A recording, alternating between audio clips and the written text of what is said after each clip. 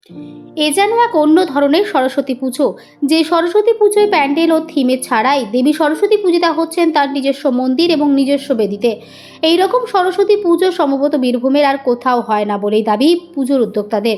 শুধুমাত্র সরস্বতী নয়, আজকের এই সরস্বতী পুজোর দিনে সরস্বতীর সাথে একই বেদিতে পূজিতা হচ্ছেন দেবী লক্ষ্মী এবং মা ভগবতী। তবে এই সরস্বতী পুজোর এবং সরস্বতী তলা মন্দিরে কে কবে সূচনা করেছেন সেটা আজও অজানা উদ্যোক্তাদের। এমনই এক ব্যতিক্রমী ভিন ধরনের সরস্বতী পুজো হয়ে আসছে ৩০০ বছর ধরে বীরভূমের চন্দ্রপুর থানার তাঁতিপাড়া চণ্ডীনগর পাড়ায়। বর্তমানে পাড়ার বাসিন্দারাই এই পুজোর দায়িত্বে কাঁধে তুলে নিয়েছেন। স্বভাবতই তাঁতিপাড়া চণ্ডীনগর পাড়ায় সরস্বতী মন্দিরের সরস্বতী পুজো আজও তার নিজস্ব মহিমায় ভক্তি, শ্রদ্ধা ও নিষ্ঠার সাথে হয়ে আসছে বলে জানান এলাকার প্রবীণ বাসিন্দারা। বীরভূমের তাঁতিপাড়া থেকে সাগর বাউরি ও সফিউল আলমের report, smile India news Bangla. চণ্ডীনগরের সরস্বতী পূজা দীর্ঘদিন ধরে হয়ে আসছে। এটা ৩০০ বছরের পুরাতন। এই চণ্ডীনগর একটা জঙ্গলে পরিণত ছিল। এই জঙ্গলের মধ্যে এখানে একটা চণ্ডী মাতার মন্দির আছে।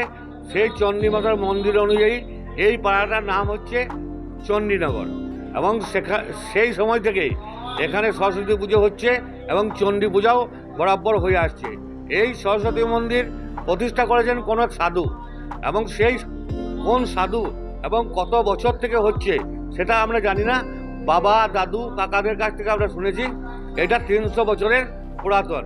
এখানে একটা বট গাছ আছে, সেটা হচ্ছে ৩০০ বছরের বট গাছ। সেই বট গাছের নাম অনুযায়ী এইটার নাম বটতলা এবং সরস্বতী তলা।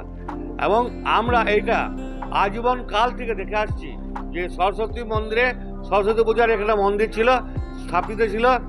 সেই স্থাপিত কিন্তু আমরা ভেঙে আমরা পঞ্চায়েতের মারফত আমরা অনুদান পাই। অনুদান পেয়ে এখানে একটা মন্দির তৈরি করেছি। এখানে সরস্বতী, লক্ষ্মী দুটোই পূজা হয়। সেই জন্য আমরা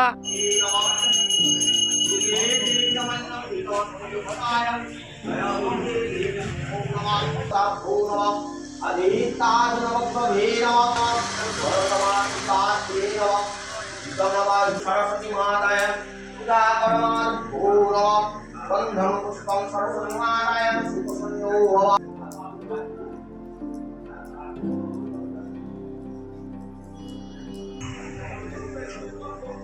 ওম ভূরসি